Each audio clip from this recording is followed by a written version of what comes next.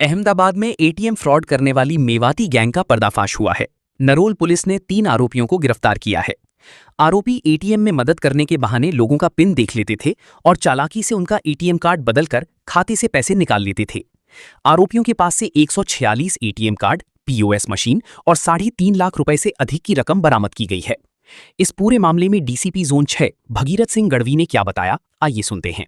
Police station में एक case register हुआ था जिसमें जो विक्टिम है उनके साथ धोखाधड़ी की जाती थी। उसमें विक्टिम के पास जो एटीएम कार्ड होता था उसको किसी भी बहाने से जो एक्यूज्ड है आरोपी वो सब उनके पास से ले लेते थे कोई भी बहाने से, और फिर उनका पिन भी चोरी छुपी जान लेते थे और फिर उसका यूज़ करके वहाँ एटीएम सेंटर पे ही काफ़ी कुछ पैसा वो निकाल लेते थे।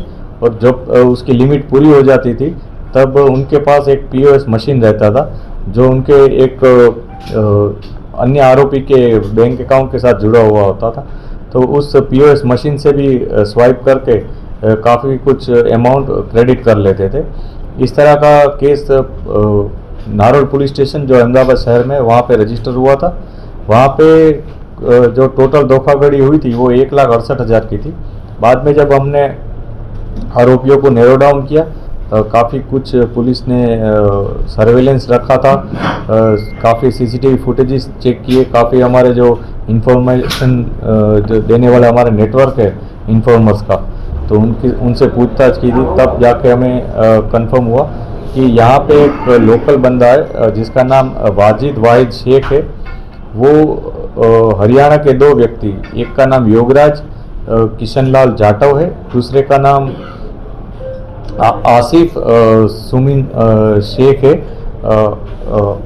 मेव है, सॉरी आसिफ मेव करके है। वो दोनों अलावलपुर हरियाणा के रहने वाले।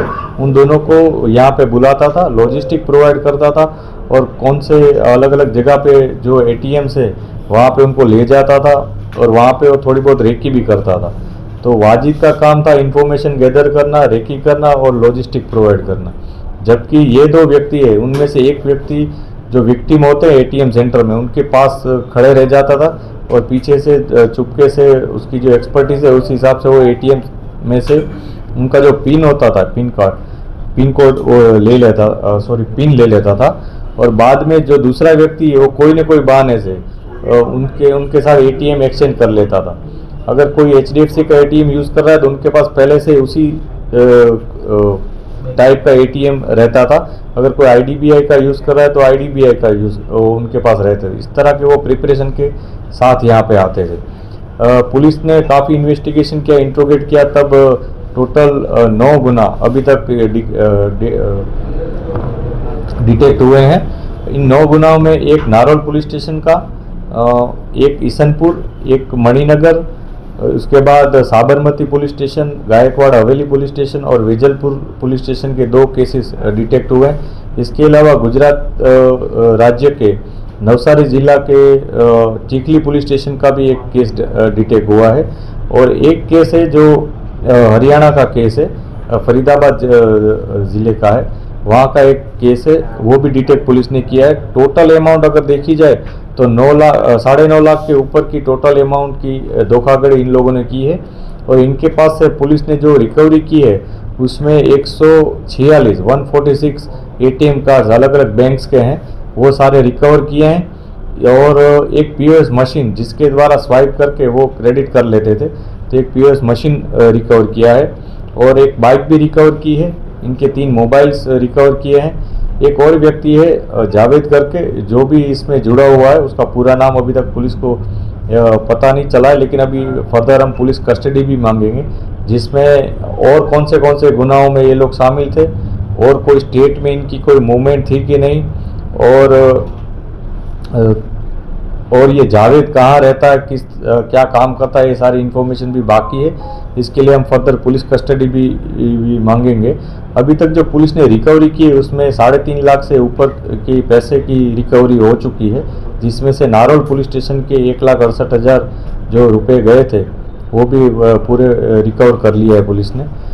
मेरी आप मीडिया के मित्रों के और ये माध्यम के मार्फत ये एक लोगों से अपील है कि आपके साथ भी अगर ऐसी कोई धोखाधड़ी हुई हो, जिसमें एटीएम सेंटर में आपके साथ कोई एटीएम चेंज जो कार्ड है वो एक्सचेंज कर लिया हो किसी ने कोई भी बहाने से और फिर पैसे निकाल लिए हो, तो अवश्य पुलिस का संपर्क करें।